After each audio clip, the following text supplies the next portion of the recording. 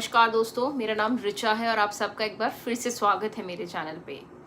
इस देश के अंदर अगर किसी के भी साथ गलत होता है, नेता धोखा देता है, ऑफिसर्स रिश्वत लेते हैं, तो आम आदमी के पास बस एक ही सोल्यूशन होता है, वो है जुडिशरी का सहारा लेना। अदालत एक ऐसी जगह है जहां सबको इंसाफ मिलता है, लेकिन वही जज जिसने ये ओथ ली थी, ये शपथ ली थी कि वो लोगों के साथ इंसाफ करेगा, वो सच का साथ देगा, और उसी जज के घर पे अगर 15 करोड़ के लगभग जला हुआ अनअकाउंटेड कैश मिलता है, तो आप क्या करेंगे? आम जनता कैसे भरोसा करेगी जुडिशरी पे इंडिया के? 14 मार्च 2025 को दिल्ली का एक बहुत सिक्योर एरिया है जहां पर जस्टिस यशवंत वर्मा का रेजिडेंस है। उस रात उनके रेजिडेंस में आग लग जाती है और थोड़ी ही देर में फायर ब्रिगेड के द्वारा उसको कंट्रोल भी कर लिया जाता है। लेकिन during this process fire brigade के ऑफिसर्स को जो मिला, उनकी आंखें खुली की खुली रह गईं।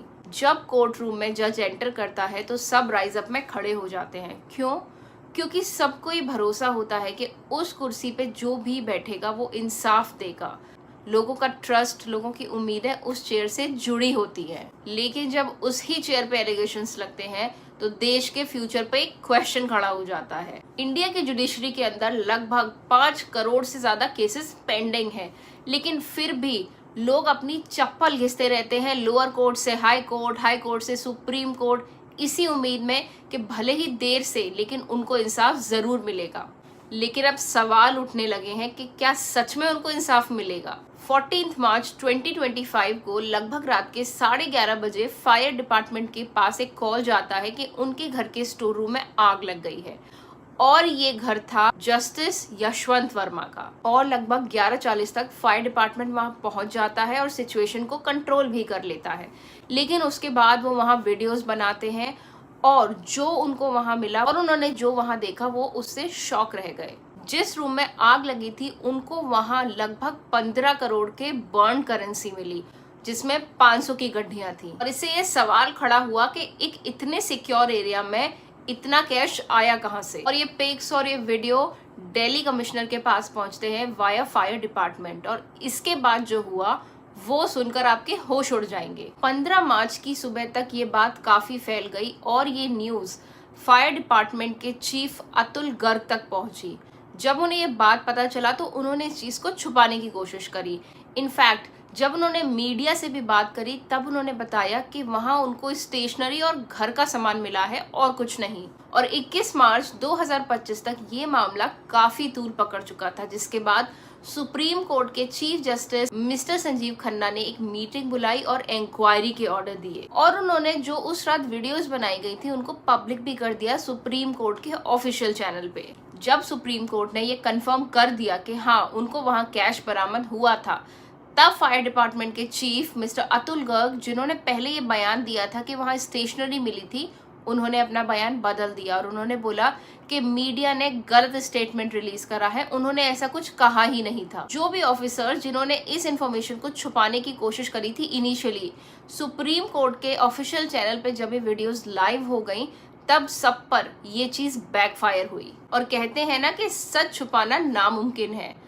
15 से 18 मार्च के बीच वहां जो सैनिटेशन वर्कर्स थे उस पर्टिकुलर एरिया में जहां ये आग लगी थी, उन्होंने भी ये कंफर्म करा कि हाँ उनको बर्न नोट मिले थे 500 के।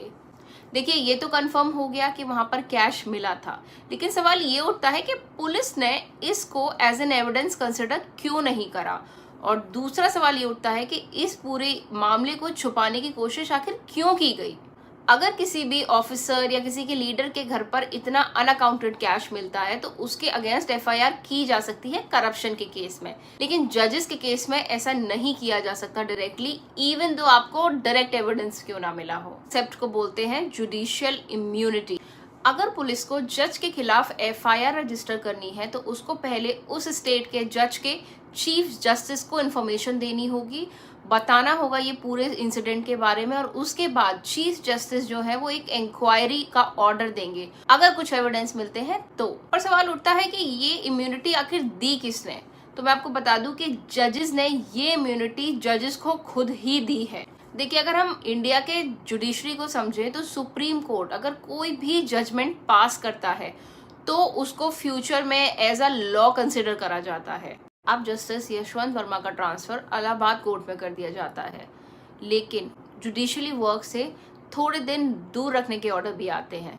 लेकिन इलाहाबाद की बार एसोसिएशन इस चीज का खंडन करती है और इसके अगेंस्ट खड़ी हो जाती है, और अब इन हाउस इंक्वायरीज के बाद शुरू हो चुकी है। रिपोर्ट्स आ रही हैं कि इम्पीचमेंट प्रोसेस भी इनिशिएट किया जा सकता है, लेकिन अभी तक जस्टिस वर्मा को ऑफिशियली सस्पेंड नहीं किया गया है, एविडेंस मिलने के बाद भी।